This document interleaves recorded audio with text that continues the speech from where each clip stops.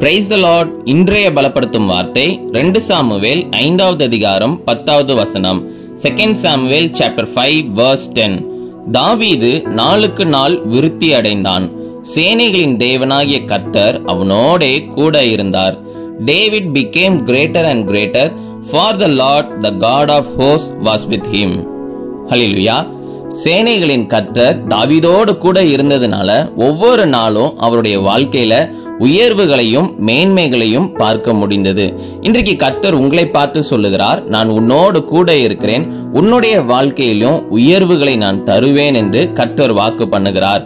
ஒவ்வொரு நாளும் நம்ம ஸ்டார்ட் பண்ணும்போது ஜெபம் பண்ணி நம்ம ஸ்டார்ட் பண்ணுகின்ற பொழுது கர்த்தர் நம்முடைய வாழ்க்கையில அநேக காரியங்களை செய்கிறார், ஆசீர்வதிக்கிறார். அப்போ வாழ்க்கையில ஒரு முன்னேற்றம் வேண்டும் அப்படின்னா நம்ம கர்த்தரை தேடும் பொழுது கர்த்தர் நம்முடைய வாழ்க்கையை ஆசீர்வதித்து நமக்கு உயர்வுகளை கொடுத்து ஒவ்வொரு பொறுப்புகளையும் ஆண்டவர் நம்மளுக்கு தந்து நம்மளை உயர்த்தி வைக்கிறார். அதனால இந்த நாள்ல இருந்து உங்க வாழ்க்கையில உங்களை அர்ப்பணிங்க.